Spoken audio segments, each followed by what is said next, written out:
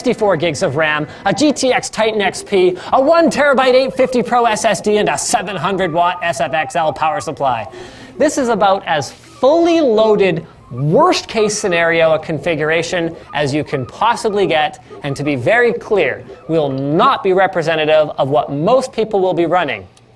Though I do plan to follow this up with a more realistic configuration compared to some other small form factor cases in the future.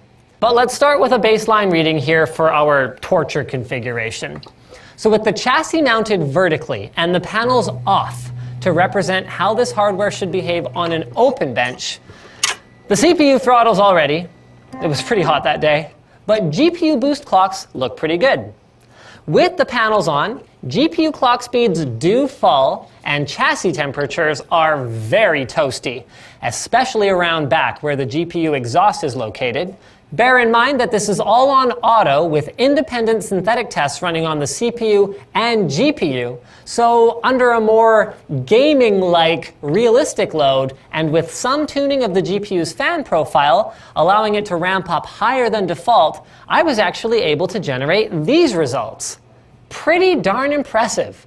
If you can control CPU heat dump and you don't mind a little bit of noise, it's actually not that bad. The Sentry can handle pretty much whatever video card you can throw at it.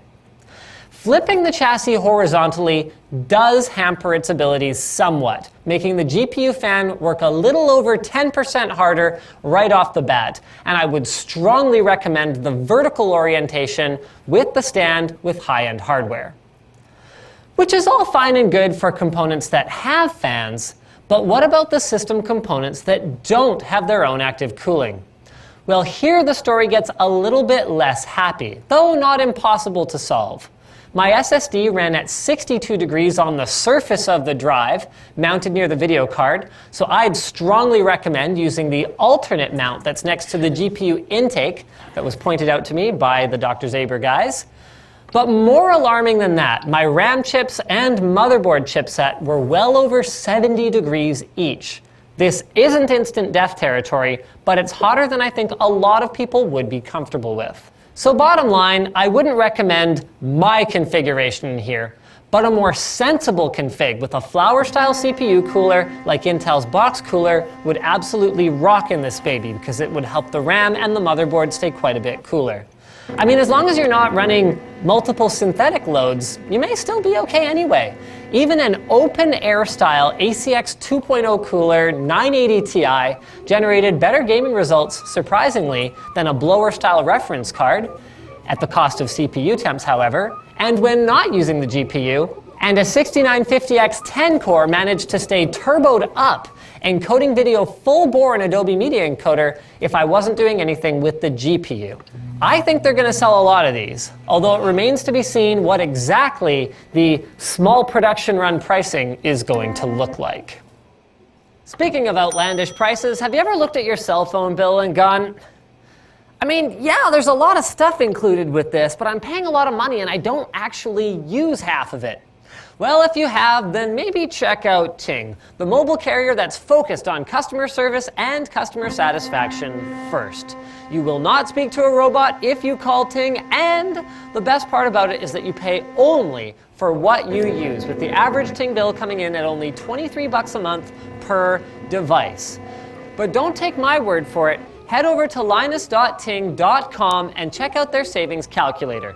You enter your last couple of bills, you enter how much you're paying, and it spits out how much you would save by switching to Ting. And if you're stuck in a contract, they'll actually cover 25% of your cancellation fee, up to $75. And they've got new, lower mobile data rates across the board, with data at now only $10 per gigabyte beyond the first gig. So try it out, and if you sign up using our link, you'll also get $25 in service credit or towards a new device. We've got that link in the video description. Alright, so thanks for watching, guys. If this video sucked, you know what to do, but if it was awesome, get subscribed, hit that like button, or check out the link to where to buy the stuff we featured in the video description. Also linked in the description is our merch store, which has cool shirts like this one, and our community forum, which you should totally join. Now that you're done doing all that stuff, you're probably wondering what to watch next, so click that little button in the top right corner to check out our latest video over on Channel Superfun.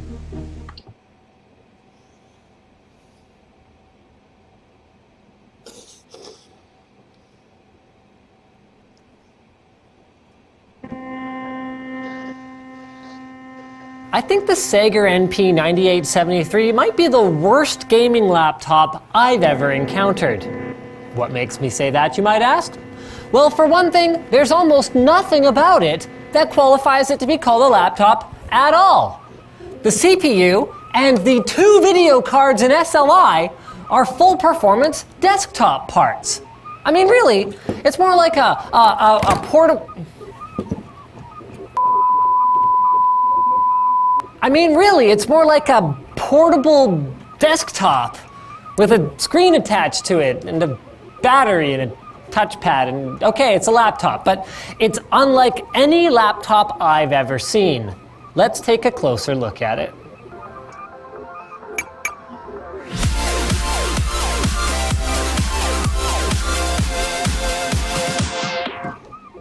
The Be Quiet Dark Base Pro 900's modular design supports a variety of different layouts and configurations. Click on the link in the video description to learn more.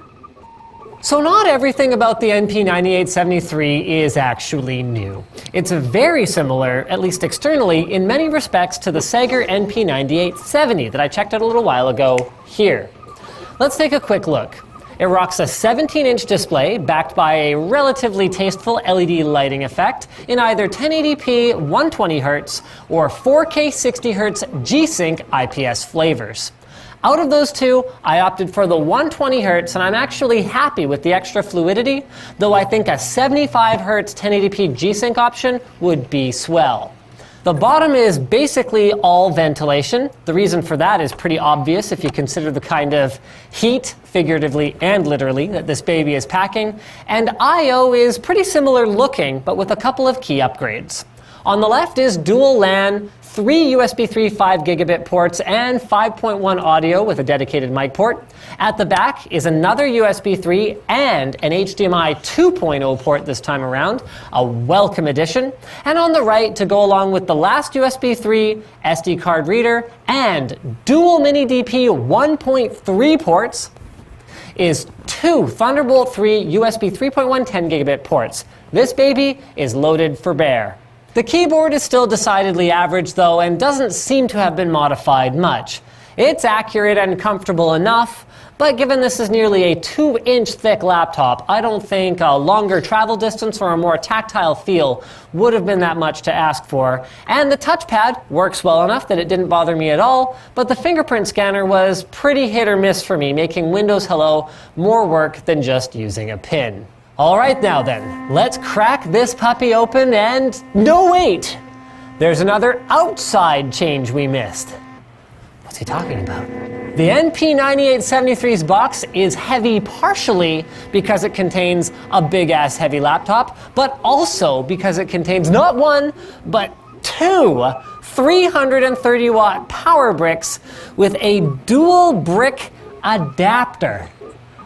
For those of you wondering, the maximum power draw from the wall that I ever saw with this beast was 450 watts, running our Crysis 3 Skybox test in SLI and IDA64's floating point CPU stress test in the background. So I did then try it with just one of the 330-watt power supplies. And theoretically, you could actually use it that way if you didn't push it too far, but Sager, and therefore me, does not recommend this for safety reasons. Inside the device, we're finally getting in there, we'll find the reason for the dual bricks. Under the keyboard is the pre-installed killer wireless, 16 gigs of RAM from some brand I've never heard of, and a 512 gig 950 Pro NVMe SSD with an additional M.2 slot available for another. And on the bottom is, why, the most beautiful 2+ pounds of copper vapor chamber cooling I think I've ever seen. Let's take it off. Look at those heat pipes. With that removed now, we get a much better look at the MXM 3.0 Type B GTX 1080 graphics cards with 8 gigs of GDDR5X that make this by far the most powerful gaming laptop I have ever laid my hands on. Like the desktop grade 980 before them, they're wider than the M-class cards that preceded them, and while we don't know their TDP since that's between NVIDIA and the individual system builders, we do know that they're rated at almost the same speeds as the full desktop parts. Although, we'll have to see how that holds up with GPU boosts having a lot of control over the dynamic clock speeds of all Pascal-based graphics cards. Also in here is our Core i7 6700K unlocked quad-core processor and the somewhat anemic-looking cooling solution that goes with it. Though it should be noted, it does manage to keep it under 80 degrees with very reasonable sound levels, even under a synthetic load, and the whole system is actually very reasonable acoustically. It's nearly silent at idle, fairly quiet under 100% CPU load, and even with both GPUs working, as you see right now, my mic's right here, it's not that bad. With that said, I did manage to overwhelm the CPU cooler when I had both GPUs and the CPU under synthetic loads. Under the graphics cards, though they're not populated in my configuration, are two 2.5-inch SSD or hard drive slots. Nice to have if you want to order it with a different configuration or expand your storage down the road. And I guess that leads us with the big question then. How does cramming two of these in one of these affect performance? Well, just like last time around, when I compared the 6700K GTX 980 laptop, apples to apples version of the GTX 1080, I gotta say, NVIDIA is really taking this whole confusing product naming thing to a new level here, is basically equivalent to the desktop version. You can leave that behind now. You need to reboot to enable or disable SLI for some reason, but that was the only major difference I observed. The slightly lower base clock speed doesn't hurt it, though it should be noted that we are comparing to Founders Edition cards rather than a board partner designed one with a beefier cooler, and this particular Sager notebook integrates a pretty unbelievable cooling solution with other notebooks featuring 1080s potentially not being capable of boosting as high. Which I guess leads us pretty well into the conclusion. I still remember my old GTX 7800 based gaming laptop.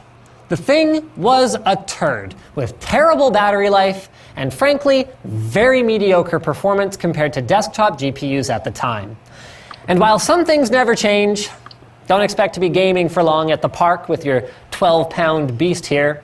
From a performance standpoint, we've reached a whole new level of zero compromises gaming laptops. The only thing really left in my mind is for manufacturers to commit to providing upgrade parts for folks who want more life out of these beasts. MSI did try to take a step in that direction with the GT80 Titan, though those replacement kits didn't end up being possible. So we're not there yet, but I can see a near future, if we fix that, where desktops just aren't necessary anymore. That is to say, assuming prices come down a little. Did I mention this laptop is like $4,000? Don't you hate it when stuff you want is expensive? If only there was some way for many potential buyers to come together and buy all at once for a volume discount. Oh, but wait, there is! MassDrop. MassDrop connects buyers like you with companies and authorized distributors with genuine products at a discount. And they're hosting a drop for the TFZ Series 5 in-ear monitors right now. This is the highest end model in the TFZ series, and these in-ear monitors have gained a pretty significant following over on HeadFi, Reddit, and Best Audio Friends for delivering a great bang for your buck. They have improved sound clarity and an upgraded braided cable from their predecessors for better durability, and they ship with an assortment of accessories, including 3 pairs of single-flange silicone ear tips, 1 pair of double-flange silicone ear tips, 1 pair of foam ear tips, over-ear hooks, cable clip, carrying pouch. I think that's pretty much it, and you can check out these and other drops from MassDrop at the link below. Alright, so thanks for watching, guys. If this video sucked, you know what to do. But if it was awesome, get subscribed, hit that like button, or check out the link to where to buy the stuff we featured in the video description.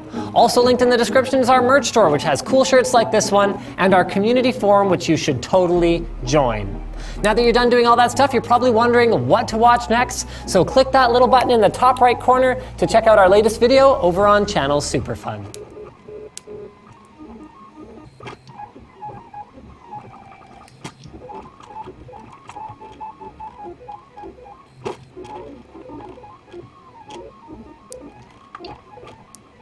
So you may be asking yourself, how on earth did Linus Tech Tips get a hold of a Quadro M6000, a $5,000 video card? And the answer to that is that I'm not going to tell you. It's all top secret and No, but what I will tell you is, but can it run Crysis?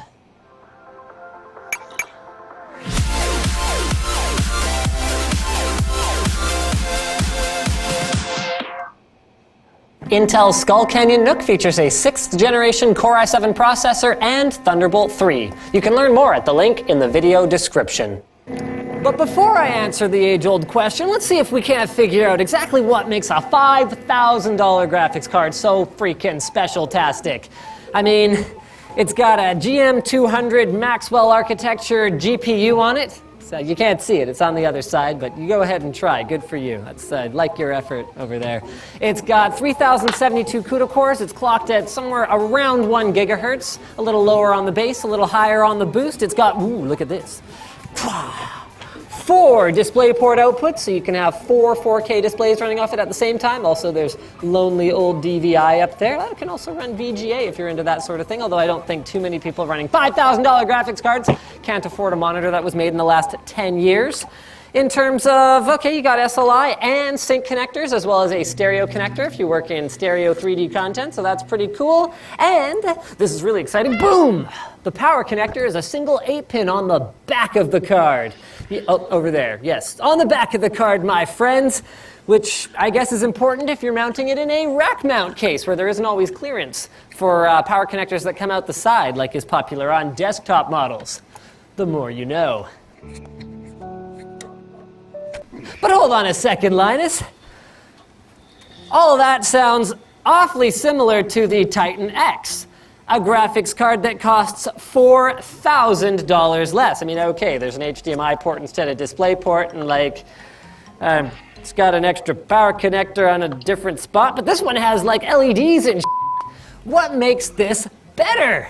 Well, we missed one small detail. It has 24 gigs of GDDR5 memory. And not only that, but that memory is capable of running in ECC mode for like super, you know, less chance of something going bad.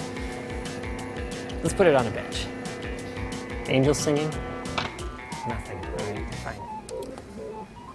So maybe we get like lots of amazing options inside NVIDIA control panel, deciding how to use our GPU. You know, we can view system topology. We can set up mosaic, which is like surround.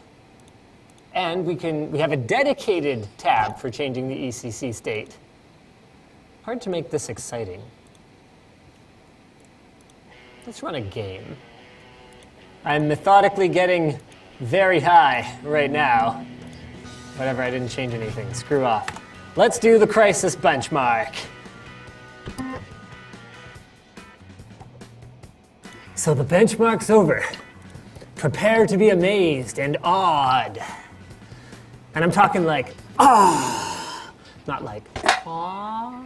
In Crysis 3, the Quadro M6000 scores 104 FPS. Is that even good?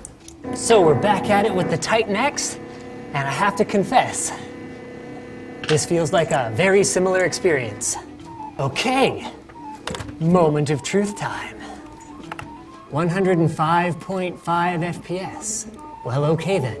But come on, Linus, what were you expecting? Quadro cards aren't made for gaming. Well, truthfully, that's exactly what I was expecting, because while it is true that Quadro cards are not designed for gaming, I mean, the gaming performance of them is right on the spec sheet. The GPU, the clock speed it runs at, I don't know where this whole myth comes from, that Quadro cards are meant for specific workloads and are not meant to game. And like, no, a GPU is a GPU. It just means that Quadro cards are also made for other things. So let's have a look at some rendering benchmarks or maybe some, you know, high-end video production benchmarks and see if we can better justify its high price tag. Okay, so this is Octane demo, a little outside my comfort zone in terms of products that Control Z, okay, all good. Render target, there we go. So we're using, let's see, 1.6 gigs of memory, and we are processing at 7.2 to 7.3 million pixels per second. Those pixels? I don't know what they are. Okay, well, I'm not going to sit here and watch this go for half an hour, so let's try something else before we put the Titan X back on. DaVinci Resolve. Let's watch some frickin' sharks. All right, we're getting about 12 frames per second with like denoising on and such. Again, presumably that is very good, but I don't know. That is very similar. That is faster so far. That is the same. But maybe DaVinci Resolve then. I want to see big FPS. Oh, now come on. That doesn't even make sense. No, that can't be right. Wow, that shark just like ate a fish. Okay, so DaVinci Resolve with our 6K footage on a 4K timeline performed much better on the Titan X. But of course, you could afford much more than one Titan X for the price of an M6000. Let's see if the story changes with more Titan X's. 8-pin to 6-pin to dual Molex. Okay, I have used adapters. Wait, what? Why is this not lighting up? Wait, is it working? Is like the light just unplugged? Did someone screw up and not plug in the light on this? Wait, no, this doesn't make sense because this was my first one. How could that not be working? Whatever the indicator LEDs might seem to think, all three video cards are showing up and we are not running an SLI because A, I don't have a three-way SLI bridge handy, and B, because that's really not the point of what we're doing. We are not looking at gaming performance, we are seeing how the Titan X compares to the Quadro in more Quadro-like applications. 3 Titan X's is much faster. Wow, that's scaling though. Look at that. It's estimating that it's only going to take about 11 minutes to finish this scene. Of course, I still don't have 11 minutes because WAN show started 28 minutes ago. Let's fire up Resolve and see how that does. You've got to be kidding me.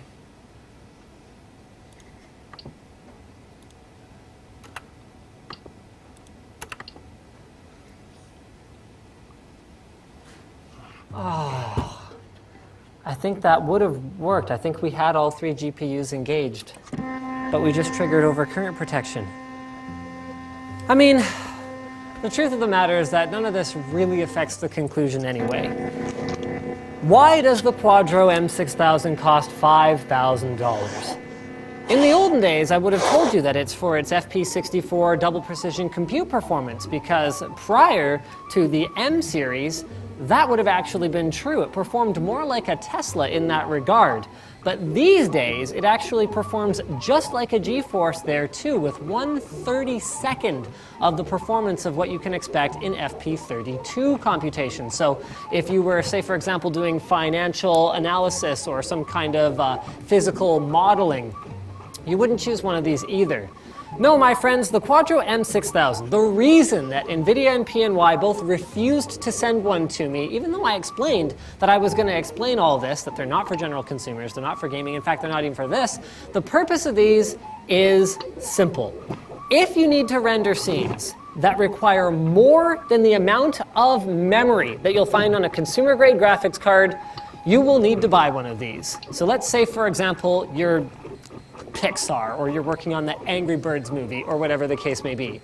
If you are anyone else, then you would be better served by a bunch of these and like a lifetime supply of M&Ms, and maybe throw in a power supply that doesn't trip the OCP when you try to actually engage all of them. So that's pretty much it then. Thanks for watching this episode of Holy Shit! On Linus Tech Tips, if you guys disliked this video, hit the dislike button. But if you liked it, hit that like button, get subscribed, maybe even consider checking out where to buy one of these or maybe a more sensible graphics card. We'll have a link in the video description. While you're down there, you can also check out our merch store where we have cool shirts like this one, as well as our community forum where you can ask all of your technology-related questions and get answers. Better answers than, no, you can't game on a Quadro. The true answer is, yes, you can. No, you probably shouldn't, because you just spent $5,000 for the gaming performance of it, and that's ignoring the 980 Ti, which performs exactly the same as the Titan X, for a $1,000 graphics card. Thanks again for watching. See you guys next time.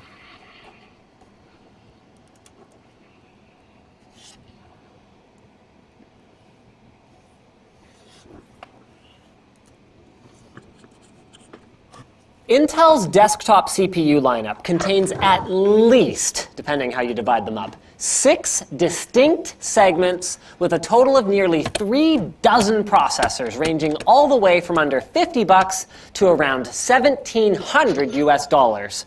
And while this is admittedly a huge improvement over the last generation 4000 series, which had twice as many in the desktop range and over 250 total, it's still super confusing. So I fired up ARC, Intel's handy-dandy product database, extracted the most pertinent information, and put it in a spreadsheet that you can download below that should make choosing the right CPU much, much easier, and give me a kickback if you buy using the included Amazon links.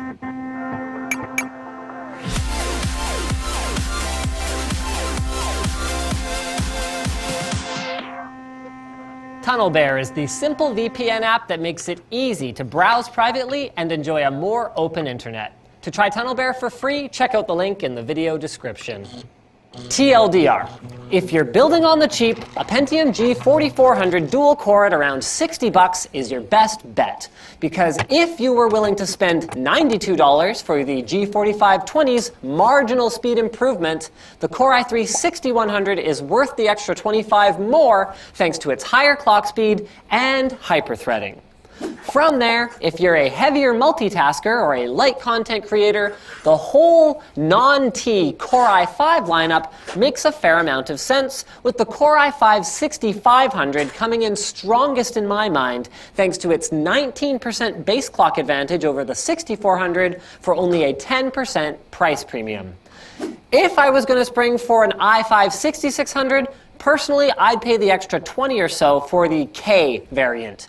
It's got a higher TDP, that means more power consumption, but with an extra investment in a Z-series motherboard, it supports overclocking, which can either give you a bit of extra oomph near the end of your computer's usable lifespan, or improve resale value when the time comes to sell it and start from scratch.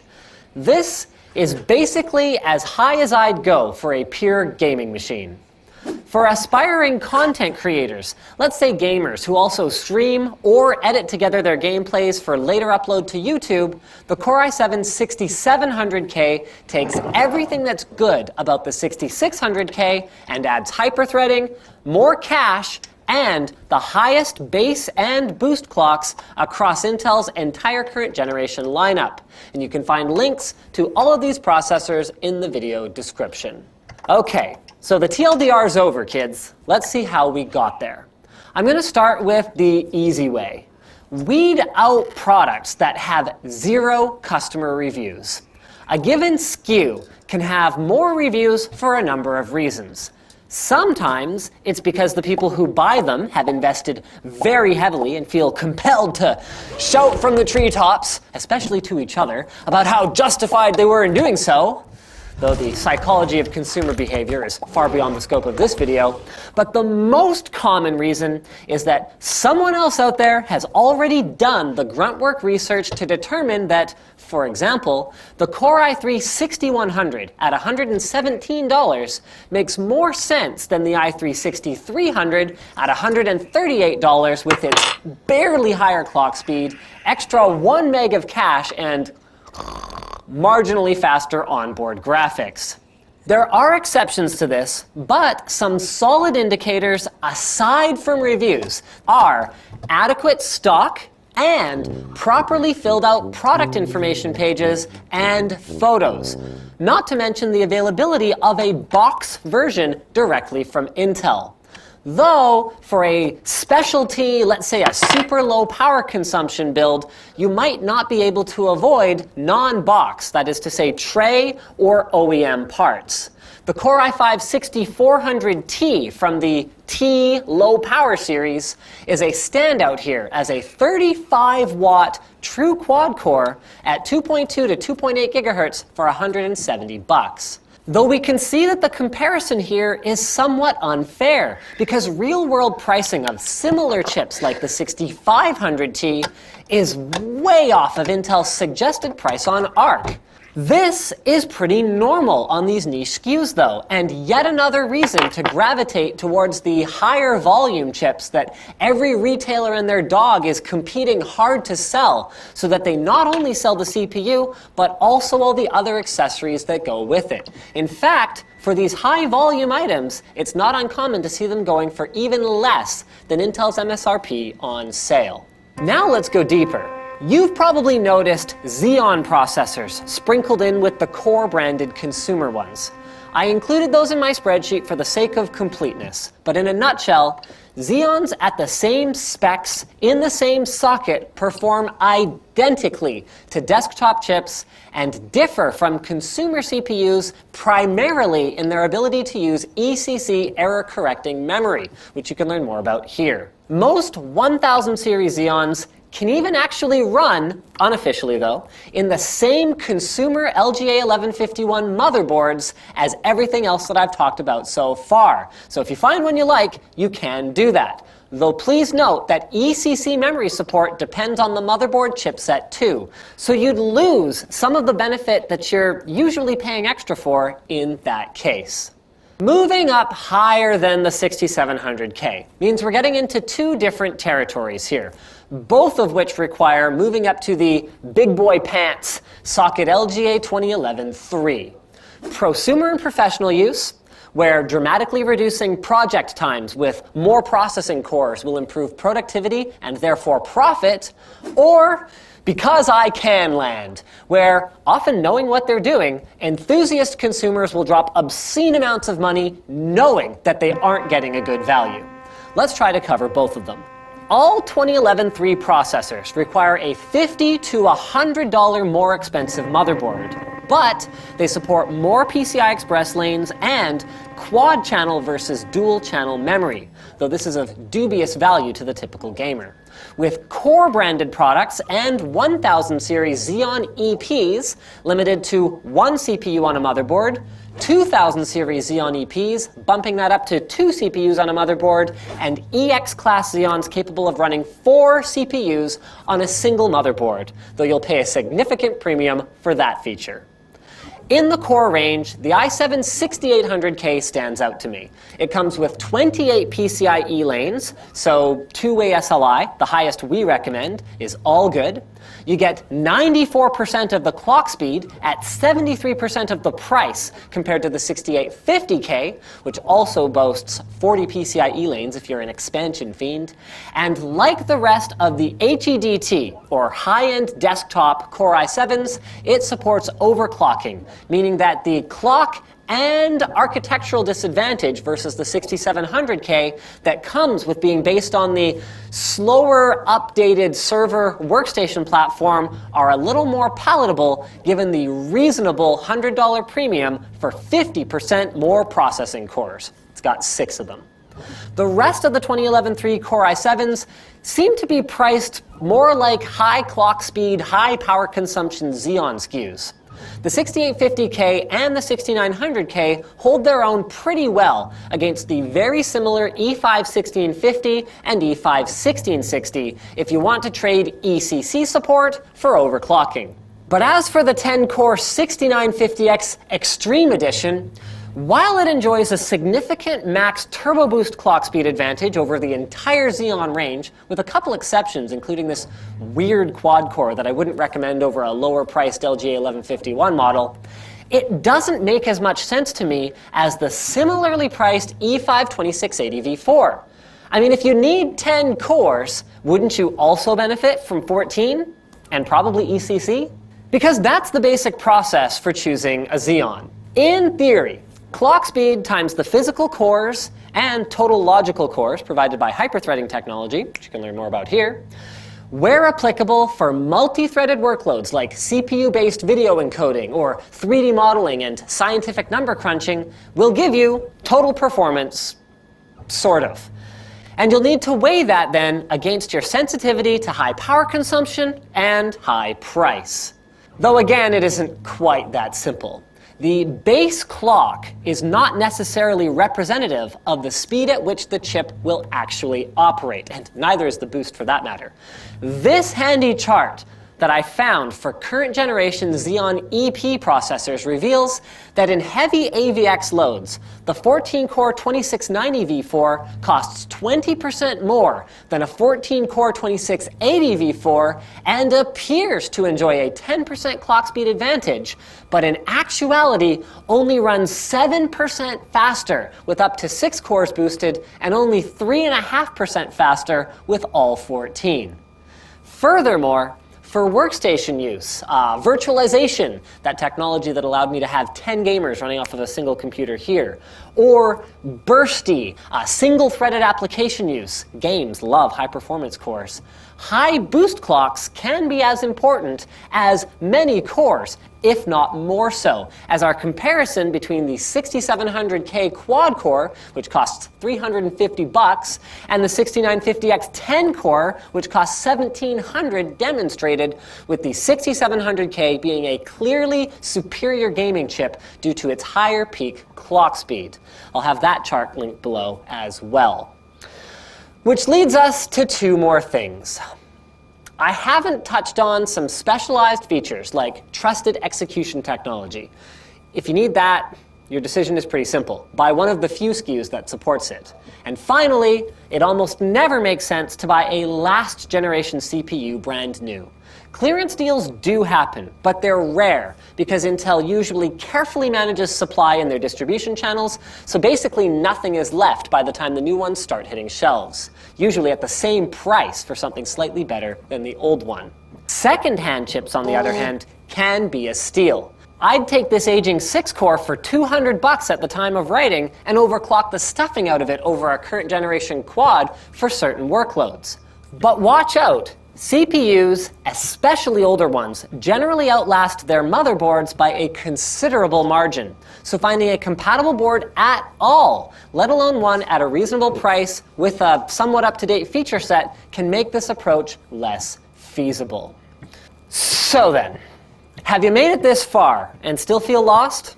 I'll have some references, I talked about some of them, linked in the video description, but worst case scenario, join the LinusTechTips.com forum and ask for help. Our community is awesome, and someone would be happy to help you find the right CPU for your new machine. So thanks for watching, guys. If this video sucked or it was too long, you know what to do. But if it was awesome, share it. Get subscribed, hit that like button, or check out the link to where to buy the stuff we talked about at Amazon in the video description. Also linked in the description is our merch store, which has cool shirts like this one, and our community forum, which I already mentioned, and you should totally join. Now that you're done doing all that stuff, you're probably wondering what to watch next, so click that little button in the top right corner to check out our latest video over on Channel Superfun.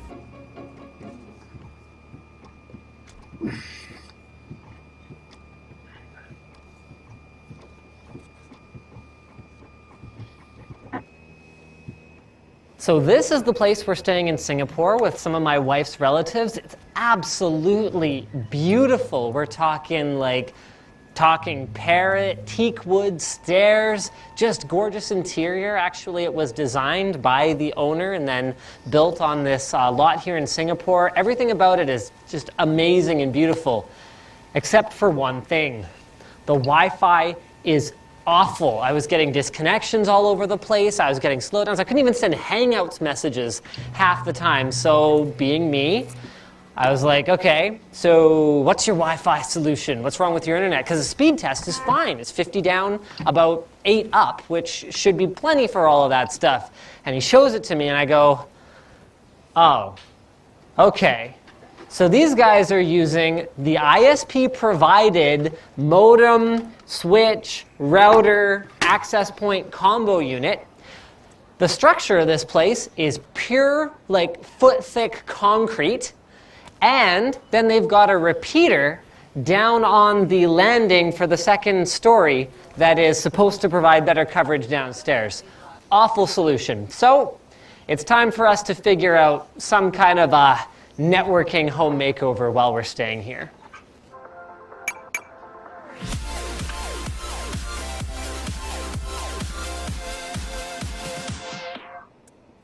What the crap am I doing back here?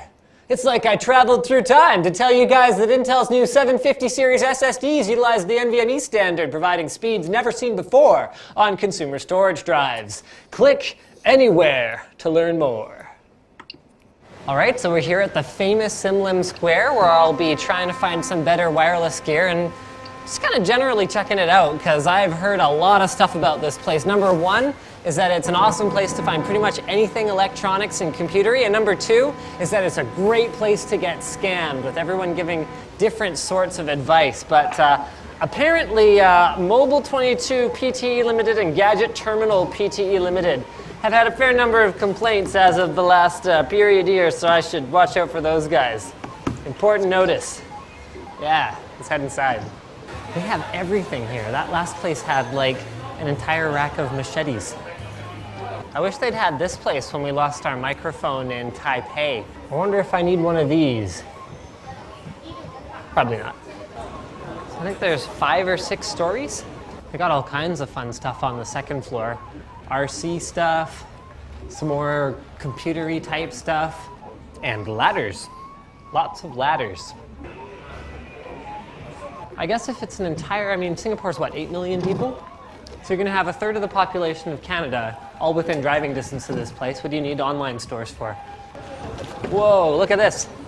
It's like a sea of technology. Okay, so I think we found our first networking gear shop. Hello. Hi. I am looking for some wireless stuff. Lunch. Not yet, yeah. Okay, do you know what time? Maybe 10 minutes, 20 minutes?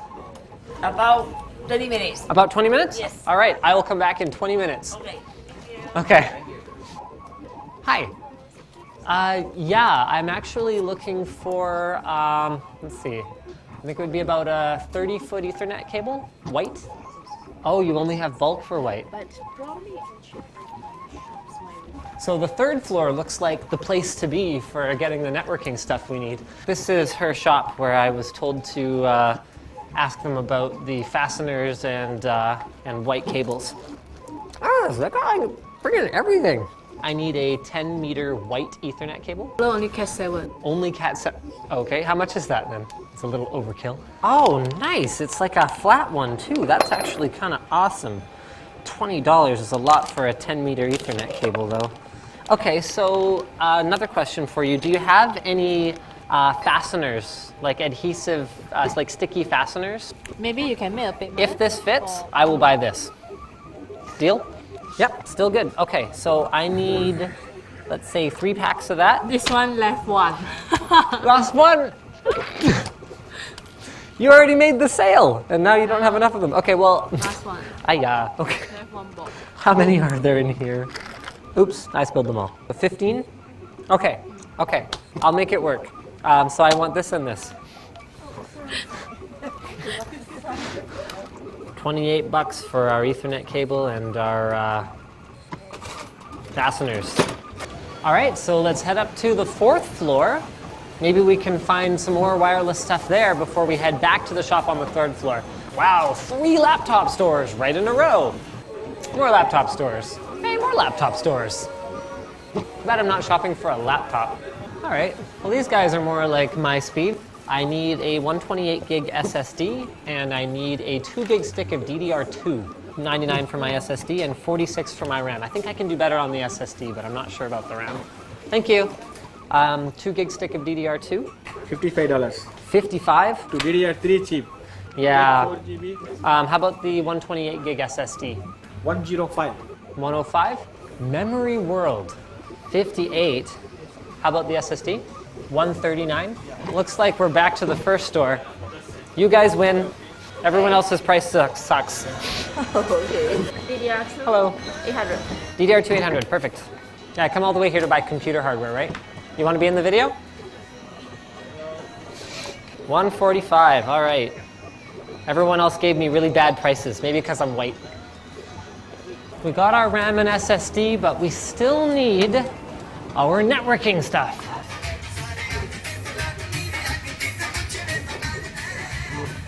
Like all these laptops are broken. Why do you keep them?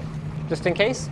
Oh good, yeah, this one does include both the PoE adapter and the unit. So in fact, I won't even need a PoE switch. That's excellent. Another option would just be to get like a Nighthawk X6 and call it a day. Repeat things. Yeah, I don't want to use a repeater. 529? These things are like $300 where I'm from. That's ridiculous. Yeah, I will have to come back. no problem. Okay, another network specialty looking store. Cash price 378. 378. Wow. Maybe this place has stuff. At least it's not a laptop store. Okay, there's nothing in there. What's pricing on the AC66U? 243. 243? Okay, not bad. So far, you're the best option right now. 245 for an AC66U. I'm gonna have to, no PoE, I have to get power to it somehow. This is ridiculous. Like I promised your uncle one cable to the pillar, not like two cables to the pillar. So you know what I think we're gonna do? Oh, I don't like this at all, but we're gonna go get one AP Pro and we're going to hope that the coverage is good enough from right in the center. And if it's not, then we're gonna need another one. Whatever they have there, I wanna buy it. The First Study Cafe. This place is like a maze. I can't even find the stores we were shopping at before. AP Pro, $389. AP Pro, $408. Ah, we just saved $20. Do you guys have Unify AP Pros in stock? Okay, well, I don't have much more time to shop, so I don't think we have a choice. Yep, let's do it. Well, overall, I'm not happy about it, but at least they waived the 3% stupid credit card surcharge after I asked, what, 3 times? All right, so we're back. Let's unpack our spoils and get started here. So there's actually 2 projects because there was some complaining about the desktop computer upstairs. So for that, we need an SSD and a stick of memory. So we got that. And then for the Wi-Fi, we need our new Unify AP Pro, our Cat 7 cable, and then these cable management tabs here. So let's get started, shall we?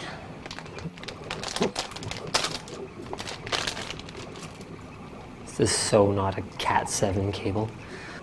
Well, I guess it could be Cat 6. So what's the easiest way? Well, this door gets to be open a crack from now on. Is that going to be a problem? That, my friend, is how it is going to be to get good internet. Okay, like right down here. So we get a nice clean line. Okay, so I'm not sure about ideal locations. Part of the problem is this structure is all concrete. Concrete. Concrete. It doesn't look like I'm gonna have a choice, so either I think I'm gonna do that pillar on the 2nd floor, or I'm gonna run it to mount on this thing. What I might ask is, what's the priority? Because if the priority is the downstairs, then I might be better off to go here. I think I'm gonna do that pillar on the 2nd floor, or I'm gonna run it to... That's what you get on this thing. What I might ask is, what's the priority? Because if the priority is the downstairs, so one of the then I might be better off to go so much here on our access point. I think I'm going to do that pillar on it so that I don't have to run those 2 wires. And what I like about the Ubiquities anyway is that they come with an injector in case you don't have a PoE switch. Do these 2-pronged ones work here? Oh, you have an adapter. Oh, handy. All right. Did not count on that. So we might need to use some kind of adhesive backing, and I didn't get any extra. Oh, yeah. Yep. I also need to steal one of your Ethernet cables.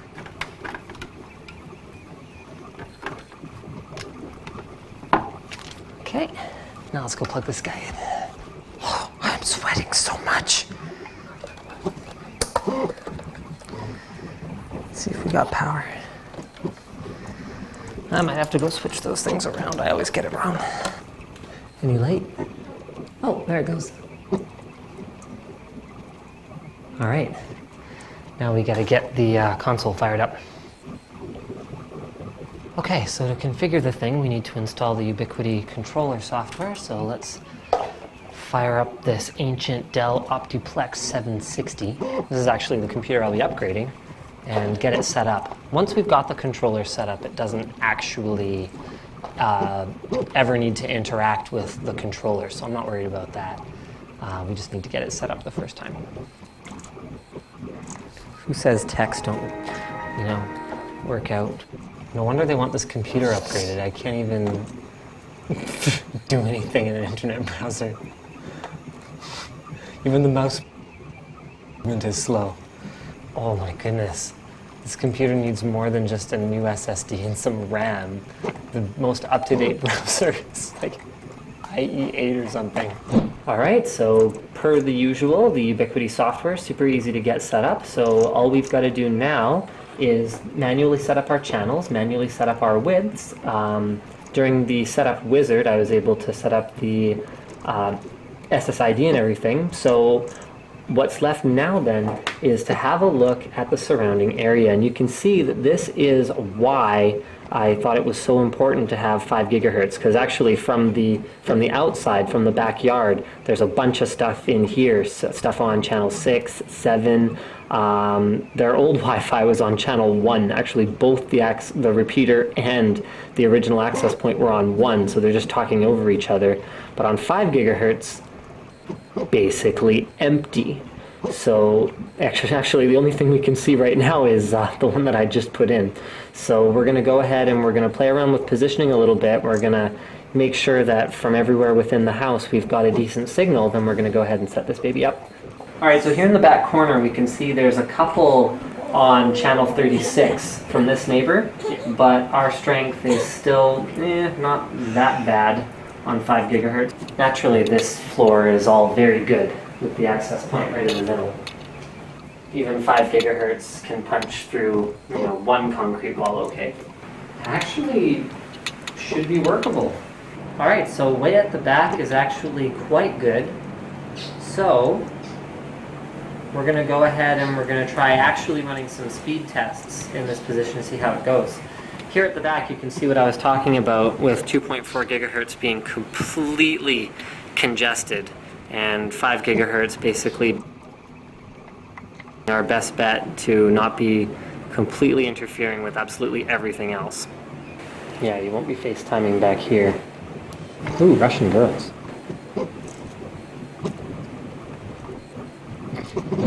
So now that we've determined the location we want, I'm just going to throw a little sticky note on here that has the admin password and all that good stuff. Actually, I'm going to put it on the mounting plate. Then I have double-sided adhesive. That's the best solution I was able to come up with. I got 2 different kinds, so I'm going to hedge my bets and I'm going to use half of each. Well, what I wanted to do, to have it on the bottom stair. Nope. Okay. This one. Gotta apply pressure. About 30 seconds. Okay. Huh. I do want to leave this like some kind of a knot here, actually. If the adhesive fails, I don't want it to come crashing to the ground. So this is where my cable management tabs from upstairs come in. Straight lines are good. All right, how many tabs do I have left? Oh, 9. So that is 9 feet. Okay, so we're gonna go every foot.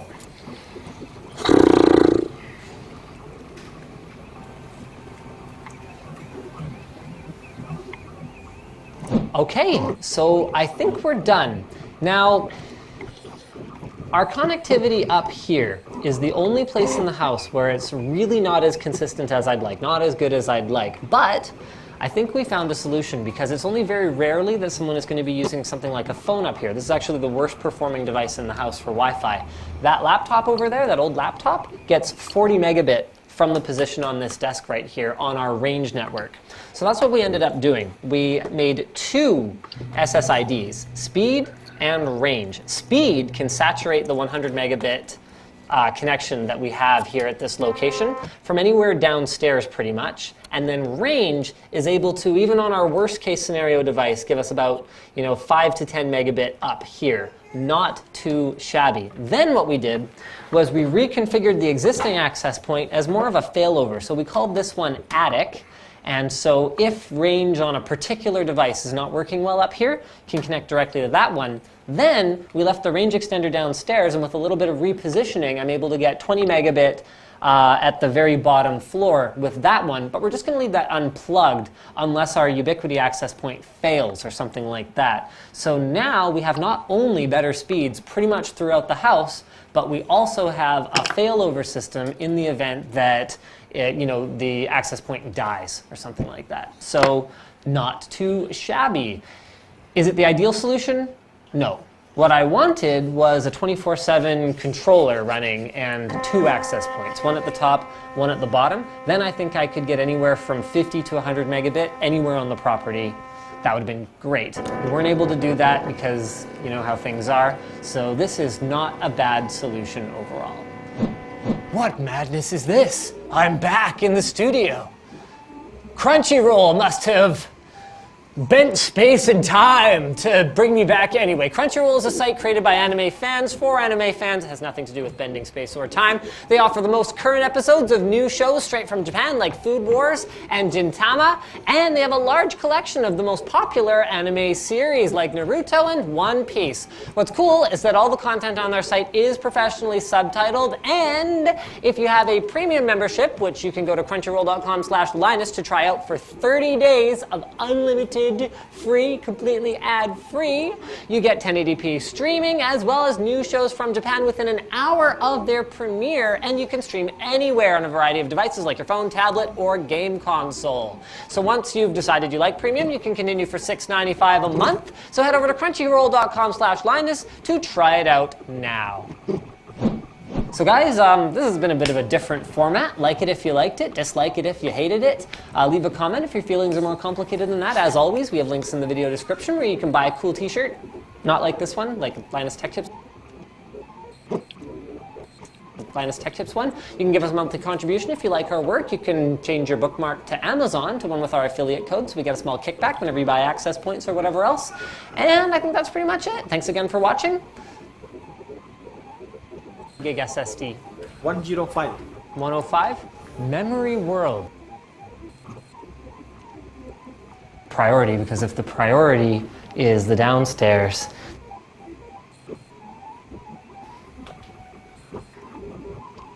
is why I thought it was so important to have 5 gigahertz, because actually from the outside, from the backyard, there's a bunch of stuff in here, stuff on channel 6, 7.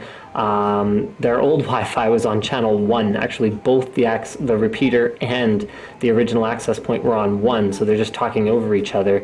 But on 5 gigahertz, basically empty. So actually the only thing we can see right now is the one that I just put in.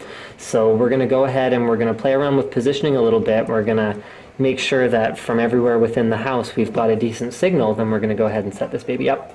Alright, so here in the back corner we can see there's a couple on channel 36 from this neighbor, but our strength is still not that bad on 5 gigahertz. Naturally this floor is all very good with the access point right in the middle. Even 5 gigahertz can punch through, one concrete wall okay. Actually should be workable. Alright, so way at the back is actually quite good. So we're going to go ahead and we're going to try actually running some speed tests in this position to see how it goes. Here at the back you can see what I was talking about with 2.4 gigahertz being completely congested and 5 gigahertz basically being our best bet to not be completely interfering with absolutely everything else. Yeah, you won't be FaceTiming back here. Ooh, Russian girls.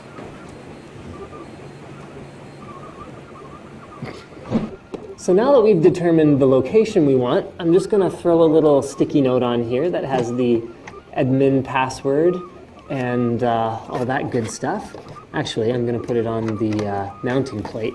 Then I have double-sided adhesive. That's the best solution I was able to come up with. I got two different kinds, so I'm gonna hedge my bets and I'm gonna use half of each. Well, what I wanted to do, to have it on the bottom stair. Nope, okay, this one. Gotta apply pressure. About 30 seconds. Okay.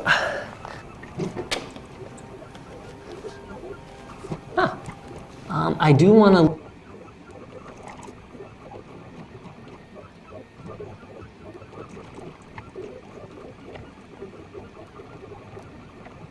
On the outside from the backyard, there's a bunch of stuff in here, stuff on channel 6, 7. Their old Wi-Fi was on channel 1. Actually, both the repeater and the original access point were on 1, so they're just talking over each other. But on 5 gigahertz, basically empty. So actually the only thing we can see right now is the one that I just put in. So we're going to go ahead and we're going to play around with positioning a little bit. We're going to make sure that from everywhere within the house we've got a decent signal. Then we're going to go ahead and set this baby up. All right, so here in the back corner we can see there's a couple on channel 36 from this neighbor, but our strength is still not that bad on 5 gigahertz. Naturally, this floor is all very good with the access point right in the middle. Even 5 gigahertz can punch through, one concrete wall okay. Actually, should be workable. All right, so way at the back is actually quite good. So we're gonna go ahead and we're gonna try actually running some speed tests in this position to see how it goes. Here at the back, you can see what I was talking about with 2.4 gigahertz being completely congested and 5 gigahertz basically being our best bet to not be completely interfering with absolutely everything else. Yeah, you won't be FaceTiming back here. Ooh, Russian girls.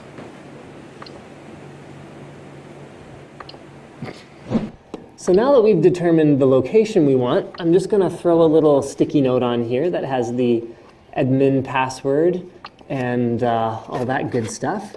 Actually, I'm going to put it on the mounting plate. Then I have double-sided adhesive. That's the best solution I was able to come up with. I got two different kinds, so I'm going to hedge my bets and I'm going to use half of each. Well, what I wanted to do, to have it on the bottom stair. Nope, okay, this one. Gotta apply pressure. About 30 seconds. Okay.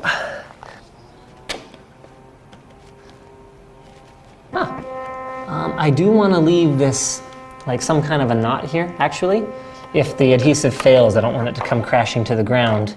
So this is where my cable management tabs from upstairs come in. Straight lines are good. All right, how many tabs do I have left? Oh, 9. So that is 9 feet. Okay, so we're gonna go every foot.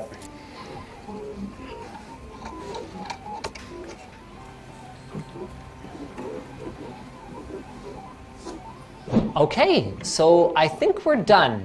Now, our connectivity up here is the only place in the house where it's really not as consistent as I'd like, not as good as I'd like, but I think we found a solution because it's only very rarely that someone is going to be using something like a phone up here. This is actually the worst performing device in the house for Wi-Fi.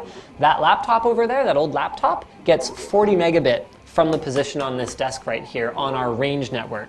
So that's what we ended up doing. We made 2 SSIDs, speed and range. Speed can saturate the 100 megabit connection that we have here at this location from anywhere downstairs pretty much, and then range is able to, even on our worst case scenario device, give us about 5 to 10 megabit up here. Not too shabby. Then what we did was we reconfigured the existing access point as more of a failover. So we called this one attic, and so if range on a particular device is not working well up here, you can connect directly to that one. Then we left the range extender downstairs, and with a little bit of repositioning, I'm able to get 20 megabit at the very bottom floor with that one, but we're just going to leave that unplugged unless our Ubiquiti access point fails or something like that. So now we have not only better speeds pretty much throughout the house, but we also have a failover system in the event that the access point dies or something like that. So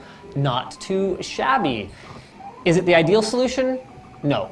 What I wanted was a 24/7 controller running and 2 access points, one at the top, one at the bottom. Then I think I could get anywhere from 50 to 100 megabit anywhere on the property.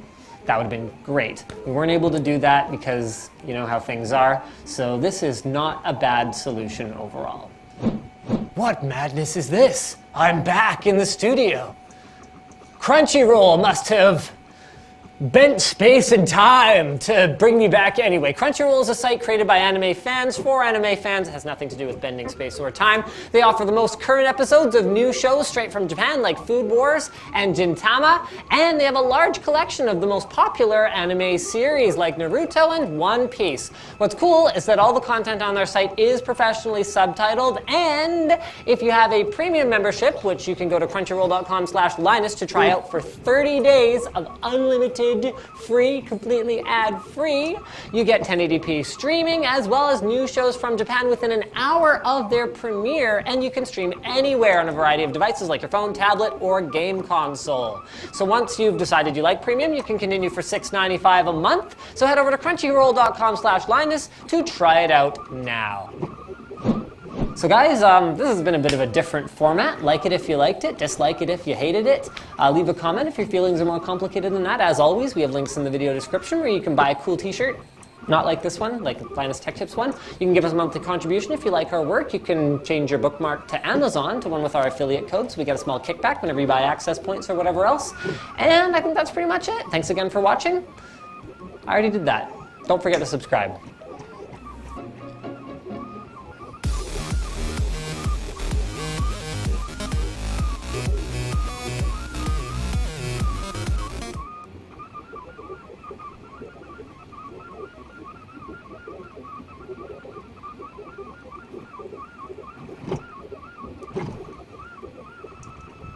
Okay, so my original plan for these, yes, these right here, this is some cool stuff that we got going on right here, was to share the gigabit internet connection we have here at the office with my house, which is about 20 kilometers or about 13 miles away.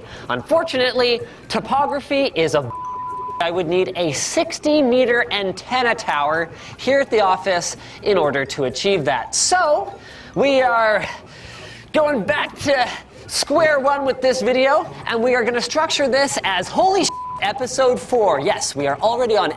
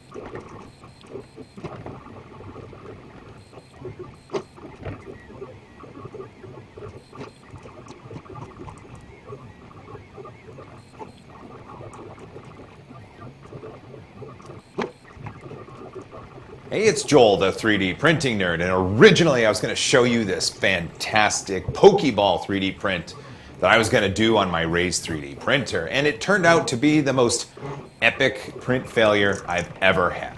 Oh, it's terrible. So let's just get to it. Let's do this. Are you ready? Go.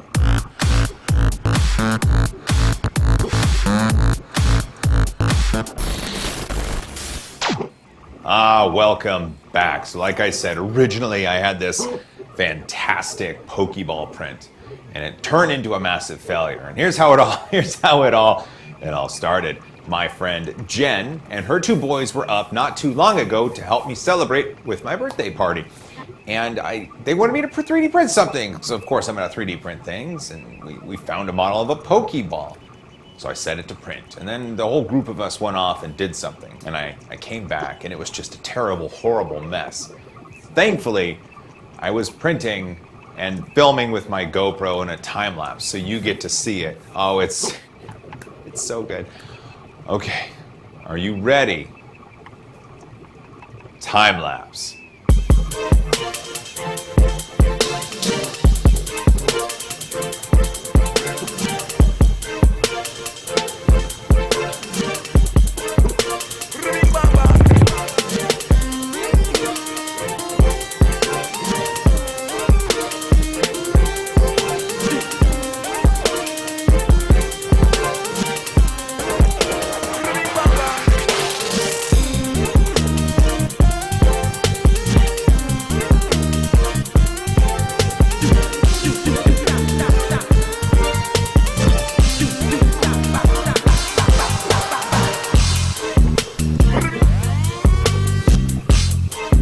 Oh, man, wasn't that just terrible? Oh, that was so terrible. So here's what happened. On the Raise 3D N2 Plus printer that I'm running, it's a straight path all the way, the filament down to the nozzle. The throat tube has some metal fins on it, and it has a fan that blows across the fins to sink the heat away.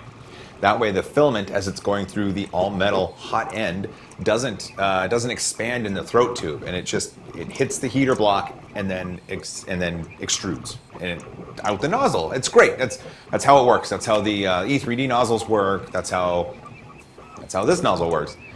The problem was, in that giant mess of filament, a small piece of it got stuck in the fan blades of the fan that blows across the metal fins on the throat. So there was no sinking away of the heat. There was no break in the heat. Filament got warmed up in the throat and then expanded, and it just clogged like the dickens. So knowing that, it was time for me to fix it. And I thought, well, sure, I could clear this. Let's take it apart. Here I am, and I'm taking the fan off. That's awesome. The fan came off pretty easily, and I just had to unscrew it. So now this is the throat and the heater block and the nozzle, and you have to undo these little grub screws. And the problem was there was plastic holding it on, so I preheated it, and then once it was preheated, I was able to scrape off all of this offending plastic. Darn it. I used the chisel, and I used some grips because it was hot. It was really hot. Once I got the plastic off, oh wait, there's more plastic. Ugh, God, plastic everywhere. Once I got the plastic off, I was able to grip the heater block and then slide out the heater core and the thermistor, and yay, we're happy there. And now I can unscrew the throat from the actual heater block, and it's coming out super easy, which lends to my suspicion that yes, in fact, I am correct. The filament did get clogged in the throat. Oh my goodness, look at that. It is just terrible.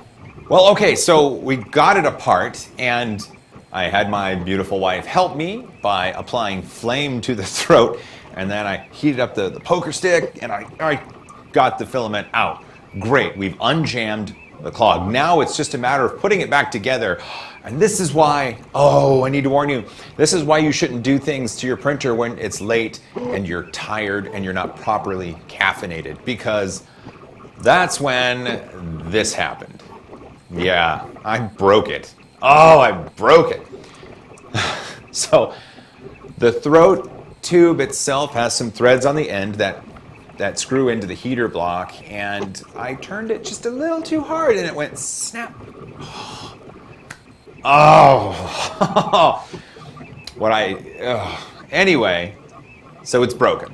So I get on the line to Raise 3D and I talk to my people there, and I'm like, you guys, I'm stupid. I'm so stupid, and I broke it. Please help me. Oh, and so again, it was late at night, so they had to wait until the morning to check to see whether a hot end assembly was available to send out to me. And it sucked. So when I have lots of other printers, but it sucks because this was my own stupid fault. Please don't do this yourself. Please get a proper amount of sleep.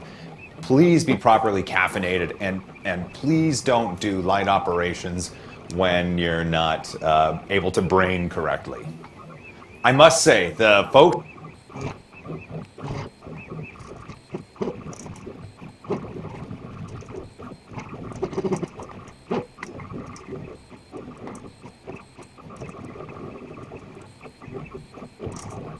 Hi guys, it's Sydney. Today I'm going to be talking about little Pikachu babies and how they were made by me. Ready? Go!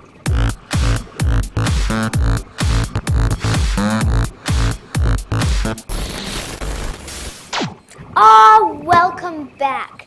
Today I'm going to tell you very nice. Here are the Pikachus. They're super cute. If they were real, I would adopt 1 million of them. Here they are. They are printed very well, or in my case they are. They have a little bit of string on the ears, but I take those off. They're the Pikachus. After it was done warming up the bed, it started printing. It's still printing right now, I think, but it will turn out like these Pikachus right here. Okay, so I really like 3D printing, at least right now. I really like printing the Pikachus because they're adorable, and they're not easy, but they're more simple to print than other things. I really want to print something else, but not tonight. Tonight's really late, and I have school tomorrow.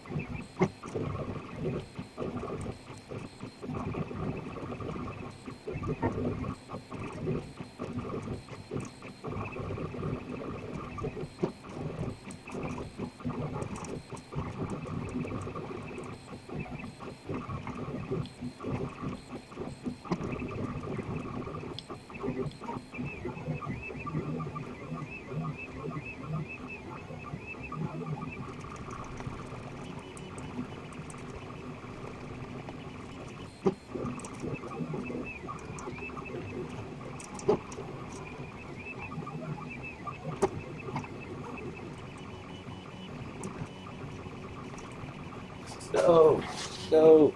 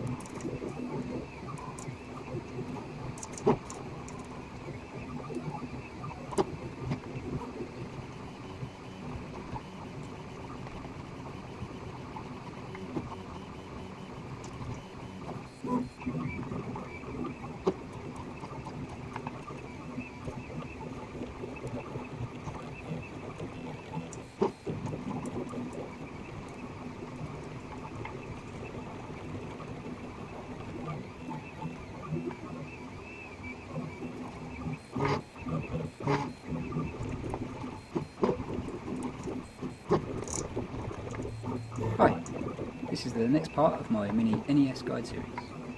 In this video I'll show you how to assemble the basic case.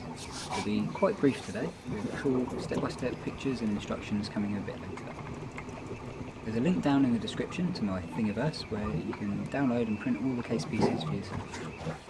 Let's get started.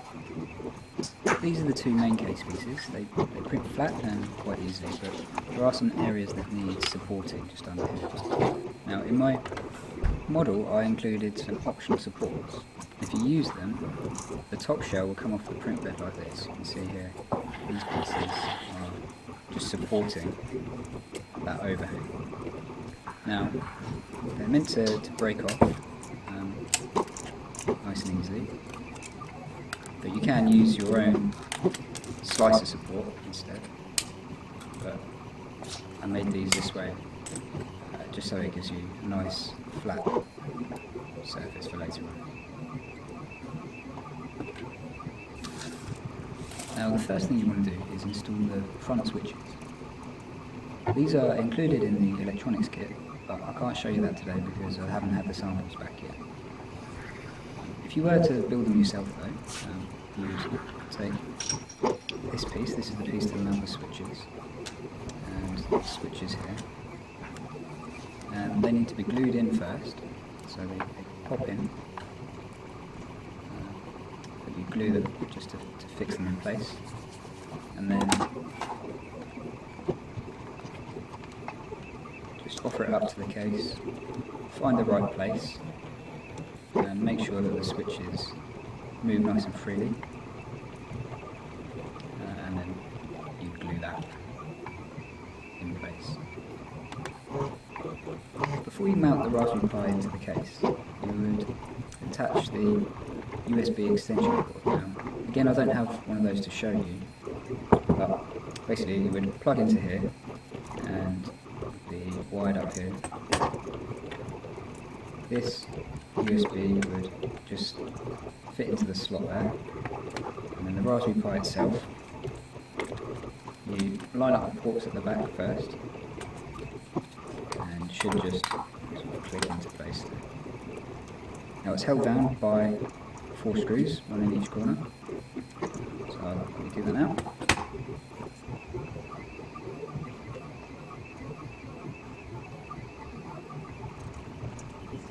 There you go, kind of fiddly, but it works okay. You notice there I didn't put the screw in that corner. That's because at the moment there are 2 cutouts for micro USB, and that's because the Raspberry Pi doesn't have a power switch. As soon as you plug power into it, it switches on, and that's no good. For this project I want to be able to control the power using the buttons on the front, so I have to intercept the power somehow.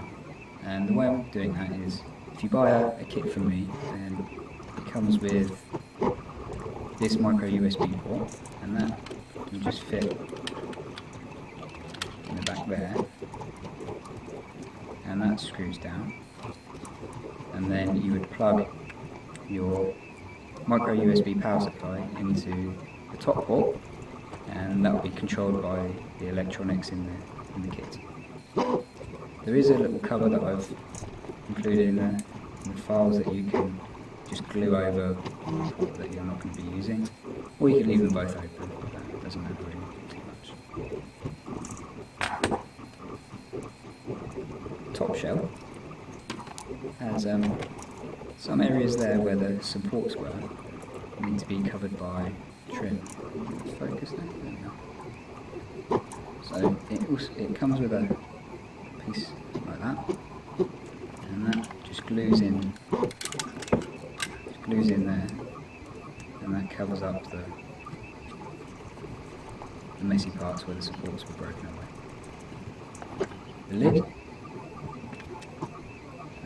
this is hinged with a couple of pieces of filament that you just heat up and kind of stretch into a cone. It goes in there, and you can see the 2 holes by the side. You can get to it from the bottom.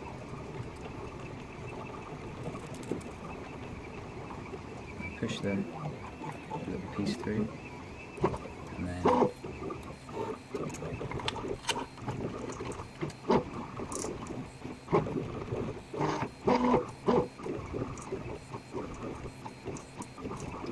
there you go.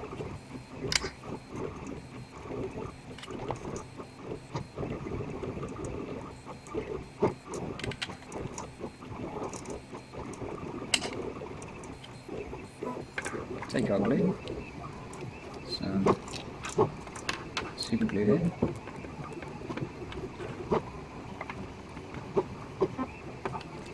then the black trim pieces, the longer part goes on the front,